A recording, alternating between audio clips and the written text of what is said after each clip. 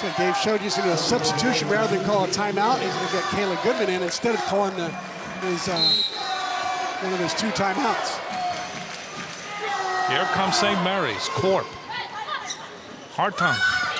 They go to Croson. That's blocked. Great dig by Hartung. Croson hits the ball out again.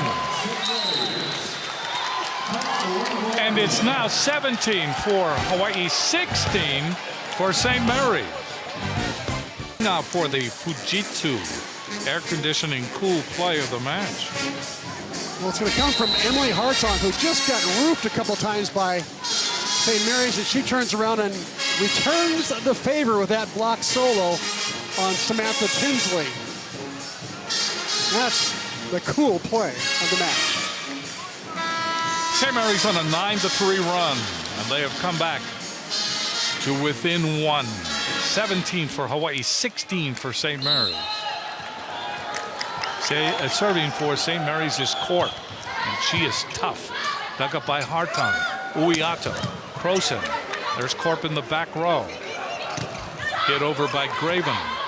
Croson is there. The ball is pushed over by Adolfo, pushed right back.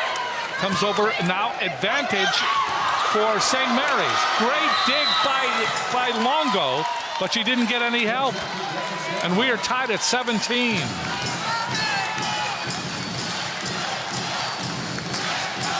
That's the first tie of this 4th set. Serving again is Corp. Croson, that's blocked right back.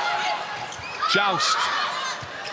Keeping it alive. Uiato. Croson gets it across. Advantage again. St. Mary's looking for the lead. Craven hits it long. So Craven was right there.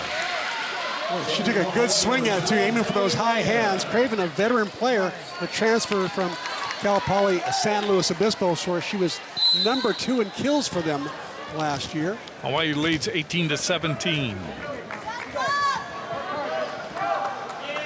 Serving is Maeda. Gets it over. And an attempted dink shot after a good dig. After a good dig there by Shaw. And right there was Adolfo. Well, after Dodd got away with it the play before, I think Adolfo was alerted by the coaching staff, do not let that dump shot happen again. So she was pretty clear about the fact she was going to jump with the setter on a close pass. 19-17, Hawaii with just a modicum of space. Hawaii's middle still yet to make a mistake tonight. Adolfo 6-0-10 and Vorster is 12-0-16. Pretty good numbers. Maeda serving again, dug up by Shaw. Ball is hit by Graven, saved by Reiniger. Ball is hit over again by Graven. Back set, Adolfo! Back set by Uiato. And Hawaii, at the most important time, has scored 3 points in a row, and they lead by 3. Timeout St. Mary's. So the Gales are going to talk this over. Hawaii was caught. They had given up a 9-3 scenario. They had a controlling lead that disappeared. They were tied at 17. And Hawaii, when needed, no excuses, they scored 3 in a row. And Maeda has come through a couple of times tonight. In set number 3, she had a 5-point run when she was serving. And here in set number 4, she's on a 3-point run right now. So she tends to score points when she gets in there, that's for sure. And she, no doubt, has the experience. She's the senior. She has been in these situations before. And so nothing is new to her. What is new is the situation. Every time she comes on the court, that's an opportunity to succeed. And she succeeds very well when she is pressed into action. She's been passing better. She's been digging better. I think her all-around game has improved since last year. I think a lot of pressure is off her because Longo's come in and taken that libero role kind of by the stranglehold. Now Maeda can just focus on defense and passing. Let's go to Ryan Suji. Hey, thanks, Jim. During this timeout, Dave showed you talking about the blocking scheme. So watching this coming out of this timeout, they're going to send Adolfo outside and leave Hartong one-on-one in the middle. So they're going to release Adolfo and let her go and double up on the outside and allow Hartong to just stay in the middle. They're trying to get one block on the outside, predicting that this ball will be set on the 4 set. Back to you guys. Okay. So they're predicting that Graven's going to get the set. Serving again is Maeda. Hawaii leading by 3. They win this set. They win the match. Shaw. Dodd. And there was Reiniger. That'll be returned. Hartong. Shaw. The ball's still alive. Reiniger keeps it alive, or did she? No, double hit is called. A double hit called on St. Mary's, and it's 21-17, and Hawaii now has separation. Coming away from his bench at that time was Rob Browning. He wanted a further explanation on the double hit. I think he thought it was a lift and not a double hit, since it was only played with one hand. Hard to double hit it. Maeda puts it into the net point for St. Mary's. So the door is still ajar. St. Mary's with some opportunity here. 21-18. A good server in Popovich. Popovich likes to knuckleball it over. She does. The ball is dug up by Longo and hit down by Adolfo.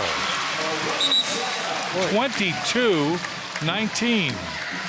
Hawaii's middle's just having a pretty good field day tonight with their attacking, have yet to be stopped. So here's Croson. Short. Toss that time. Jolly. That's dug up by Maeda. Uiato. Croson. That ball is dug up by Tinsley. They battle at the net, block back, and the ball is put over. That time by Graven, comes back in the air by Corp, saved by Shaw. The ball goes into the net, off of Dallas Dodd. 23-18. What a battle. And once again, what a play by Ali Longo. She put up a bump set that time to the outside for Hartong that was absolutely on the money. Quick reaction play. Croson serving. Shaw. Dodd. That ball hit down by Graven. She's been the most consistent. When in doubt, go to Graven. Her freshman year in the Big West, she was the freshman of the year for Cal Poly. Serving is Dodd. That is dug up by Longo. Step out, and it works again. Step out, Adolfo. Off the set by Uiato. And this is match point. This is aloha ball for this match. It is 24-19. Hawaii has the separation. Longo serves. That ball is dug up, chased down by Dodd. That ball hit over by Tinsley, and that'll be returned. Hartong, down it goes. Boy, credit Hawaii on that last point. St. Mary's was about to celebrate that last point, but Hawaii said no, not here. And they rat-a-tatted it around, got it to Hartong for the match point. What a dig by Longo. And there you see the roll. So Hawaii defeats St. Mary's 3-1, winning 25-19 in the 4th set.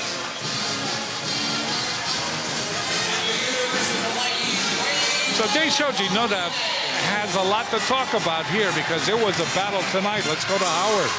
All right, Jim, thank you very much. With the head coach kind of looking at some of your stats there. Well, if nothing else, you put yourself in a position where you had to do some adjusting tonight. Well, I mean, we knew St. Mary's was going to play better tonight. They did. They played great defense. They forced us to get a little bit out of our rhythm in the passing area. They served tough, and you know, I knew they were going to be tougher tonight. What did you like about your team after that second set, the way they came back in the third and initially in the fourth before you kind of gave a few points away? Well, we need to bounce back. We're not going to win every game, and so when we lost that second game, it was like, hey, how are we going to respond? We got a little quiet out there in game two, and you know, I think our leaders stepped up and kept us, you know, our spirits up in game three. You always need somebody to come out and do something that maybe you don't expect. Jade Vorster tonight, at one point hitting about 700. I think she finished up about 570. She was good. Well, Jade's long, and she's hard to block because you don't know where it's going sometimes, but she gave us a big lift tonight and had no errors. So we need to run the middle. We can't beat really good teams only on the outside, so we need that middle attack, and Jane certainly stepped up tonight. And now tomorrow, you look forward to the Cardinal. Well, I'm not looking forward to it. They're so deep. I don't even know what lineup they're going to play. They can play, you know, 6 different ways. So whoever gets out there, we'll just line up and go at them. Way to go, Coach. Congratulations. We'll see you here tomorrow. All right. Coach Dave Shoji, back to you. Jim, Chris. Thanks, Howard. Bank of Hawaii presents the players of the match. For St. Mary's, Christina Graven, 15 kills, 2 blocks, and 16 digs. And Jade Vorster, this was a kind of a coming out match for Jade Vorster. She had 12 kills, hit 750, and had 6 blocks. So we see the development of Vorster. We see Hawaii give up a set and then come back and win the next 2 to win the match. Now there's tomorrow. What have you seen tonight? What do you think tomorrow? Well, what I liked about tonight was the way that Mita Oyatu did not go to the middles in the middle part of the match, and then she went to Kalei Adolfo almost exclusively to pull away from the Gales in the last part of set number 4. In fact, Adolfo had 9 kills, no errors in 14 tries, so she had 643, and Vorster hit 750. What a night for the 2 middles. A lot to celebrate there, and I think it's a lot to look forward to when they match up against Sanford's middles tomorrow. What a match that's going to be. If people don't come down to the arena, they ought to at least watch it on TV, because that'll might be the match of the year. Inamai Anakapuana. That is our story for tonight. We'll see you again tomorrow. Stay tuned now, everybody, for the post-match report coming your way right here on OC Sports.